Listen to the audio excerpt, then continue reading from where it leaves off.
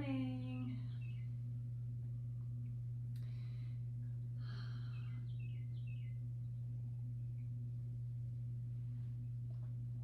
Hey friends. It's gorgeous out this morning. So sunny. I had to turn around in my reading room so you don't see my fun shelf behind me anymore. Good morning, Shar and Tracy and Terry. Yeah, I set up over there and I even lit a new candle. And then I realized I was staring into just the most radiant sun, and it was awesome, but I couldn't even look at the screen. I couldn't tell if I was watching you or looking at you guys or not, so I had to move. I really like the sun. I'm like a cat. I like to chase the sun, but it doesn't work so well for this. Hey Judy, hey Marilyn, Diane, Rayanne, Leela. Oh, so fun. Hey friends. Just give a couple more minutes for everybody to join this morning. I was saying how I lit a new candle and I was going to show you guys, but I can't figure out how to get it behind me. But it's just new, but it's just this plain white one. I realized that the candle I had been using for these is a Christmas scented candle, and it just made me laugh every day I lit it. I was like, why does it smell like Christmas? It's so crazy. And it was this really strong aroma, and so I think it started giving me headaches, so I stopped with that candle. Good morning, Judy and Jean and Sandy. Yeah, so now I just have my plain white one. I also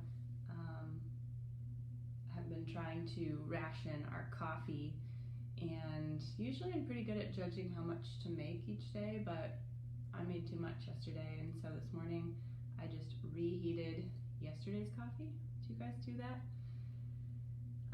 It's usually very much against my grain to do that. Like, I want fresh brewed. Hey, Mom G. Oh, good. Linda will have a cup of coffee with me. I want to know, is yours fresh brewed or is it yesterday's coffee? Mine is yesterday's. It's not stellar, but like I said, I'm trying to ration the coffee beans. I think we'll have enough, but I don't like wasting things. So yeah, yesterday's coffee. I usually grind it fresh, and that is my favorite way to have coffee.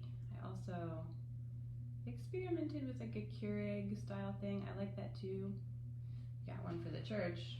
We weren't able to use it that much before we all went into quarantine, but those are fun too.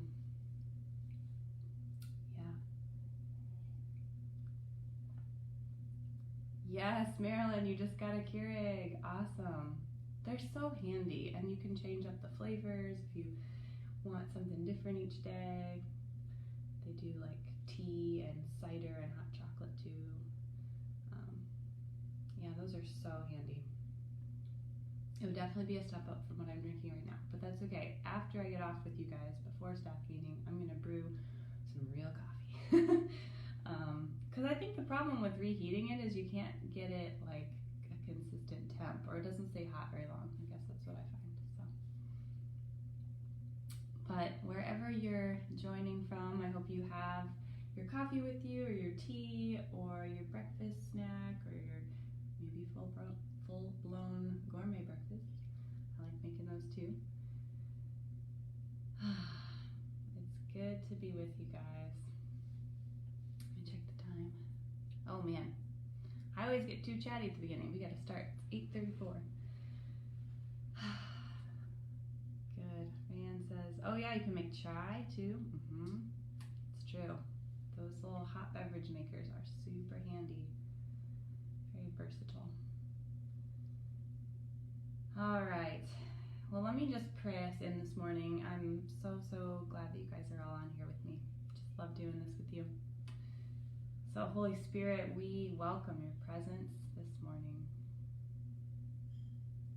God, we ask that you would make yourself known in ways that are obvious to us and really personal too, in just the right ways that we need to know that you're here. Yeah, we just say again, we thank you that you never tire of being with us in this way, that it's actually your just great delight to spend time with us, your creation. And so I pray that we would know that you're doing that you're just hanging out with us this morning. Amen. Well, we've been kind of trekking through Psalm 139 this week together, on the heels of Amos's sermon on Sunday about that. So I'm just going to pick a section this morning and want to share it with you and see where it goes. So if you have your Bibles or your device and you want to follow along, it's Psalm 139, 7 to 12.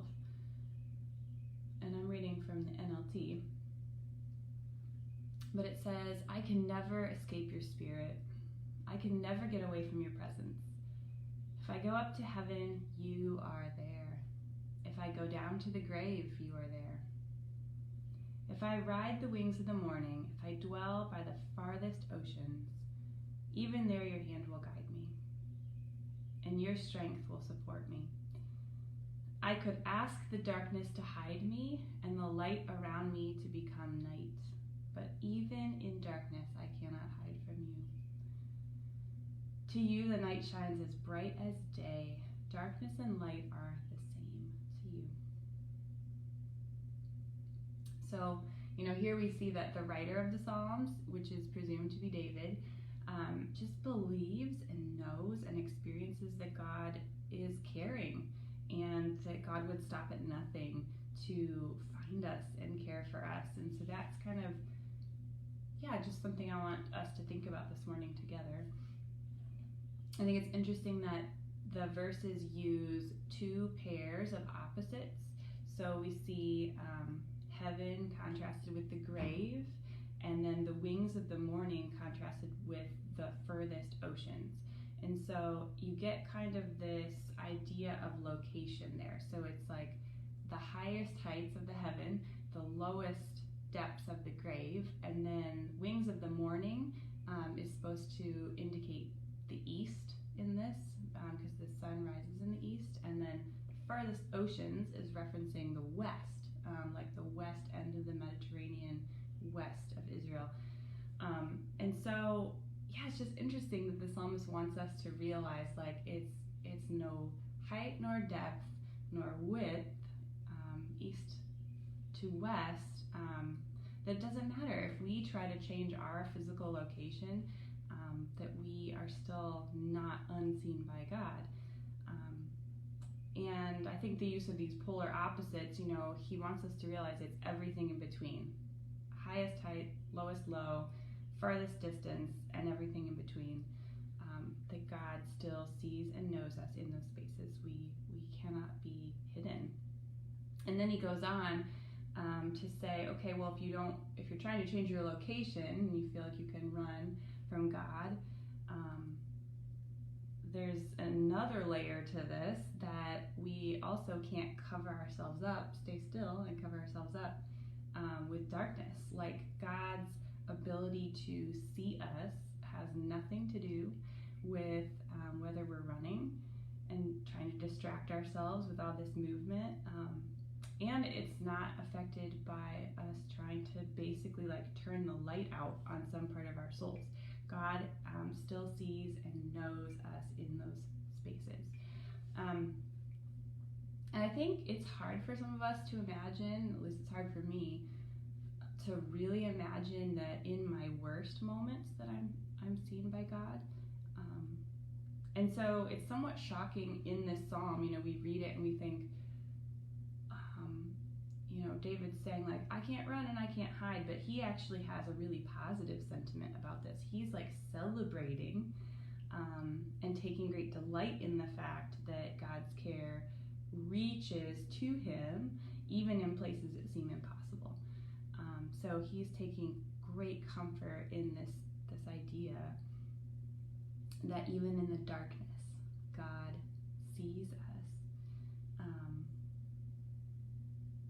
And I wonder just what feels like darkness to you in this moment, maybe today or this week or this month or this season of being quarantined. And just what does it feel like to know that even in the places where we feel most separated from God, where we feel the most uncertain or the most ashamed even, that God still sees us. And then a few verses later in verse 17 to 18, it says, "How precious are your thoughts about me, O God. They cannot be numbered.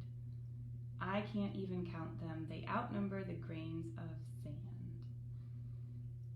So, I find myself wondering, how does David have such confidence that God sees him all the time? And then we kind of get the answer to that, this glimpse of the answer, a few verses later, when he seems to be just meditating on the thought that God's thoughts about him are endless. And I know we've talked a lot as a church community about the fact that more knowledge doesn't change us. More facts about God doesn't change us. It's really the experience of being known by God that makes me comfortable in my own skin. That is what undoes me. And I think David is showing us, when he experiences the love of God that deeply and being known by God that deeply, it actually feels counterintuitive to hide. Why would he want to hide? He wants to be known by God. He wants to be seen because it's so, so good. So I know that this can feel kind of abstract to us. And so you might be thinking, but practically, what can I do to experience being known by God? I just don't have any sense of what that might feel like. And I would suggest, yes, you can start by trying to pay better attention to God, but even better than that, maybe try to notice, how does God pay attention to you? So again, we kind of just flip that script. So often it's about my effort and my attention and my ability to catch what God's doing. But I just feel like something that's been so helpful for me is to think about, wait a minute, in this moment, how do I see God seeing me? How is God paying attention to me right now?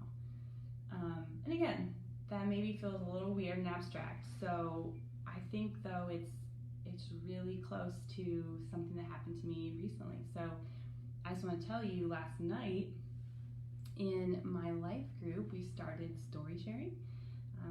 Hopefully you caught wind of that we're starting to do that as a church community, just finding a space in your life group, in your growth group, with your family, with a neighbor even, or a friend that you can call on the phone. Finding someone and being intentional about sharing your story, sharing who you are, how you grew up, where you came from, what life was like for you, and how that kind of made you the person that you are. So it was my turn to do this. I kicked us off last night, and I shared part of my story, and it was just 25 minutes. That's all it was. And I have definitely shared my story a lot. It's not something that was new for me, but I still got so choked up and teary and emotional last night because of the power of what that was doing for me, even across the screen. That my life group friends were just looking back at me with their loving attention and just holding my story, just listening to me. And I felt so valued and so affirmed afterwards. And so, when we share our real self, that is an intentional decision to move toward and also shine light on who we are. And I just think that's so cool that this psalm is speaking to that, the movement of where we go, but also where we let light in and where there's dark. And so, I don't know if my life group even realized what they were doing, but I think in that moment, that was God knowing me. That was people knowing me, but beyond that, there was something happening in the spiritual realm where I was feeling seen by God.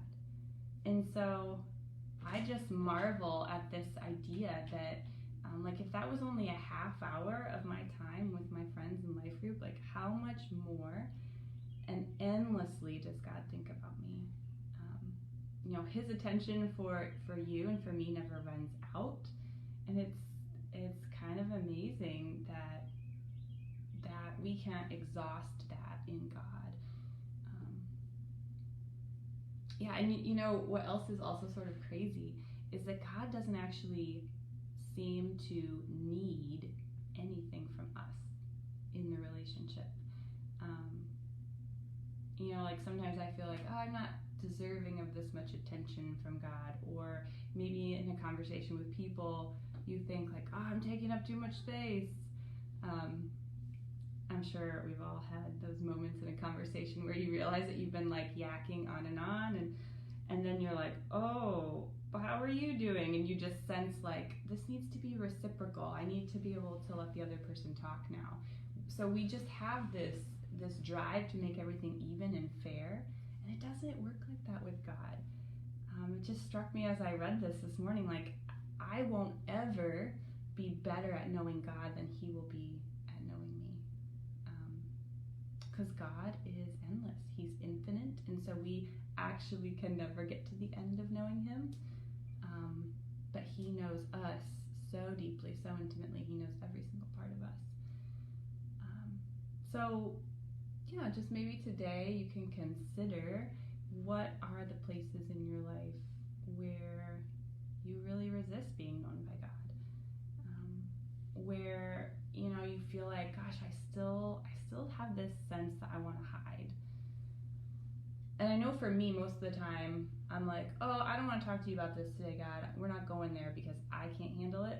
But I need to stop and realize, like, but God can handle it. And so a lot of times my own resistance and my own hiding comes in places where I just feel like I don't have enough to do it. But remember, in the Psalm, it doesn't just say like, yeah, God's presence is neutral with you when you're in those dark places. No, it says God will give you His hand to guide you and give you His strength to support you. So it's not a neutral knowing. God is offering you wisdom, inner strength, unconditional love, and He's not metering that or making His knowing match like how much of yourself that you're hiding, if that makes sense. He's saying, even in the far away and the shriveled up places of your soul, He wants to know you the same as the places that are easy to reveal and are easy to be with Him in. So if you feel like you're at the end of yourself, if you feel like you're at the end of your resources this morning, and you're able to admit, like, I just can't create the light in my life that I need, you're in good company. It's a good place to be, because God is there. God is there in those dark places.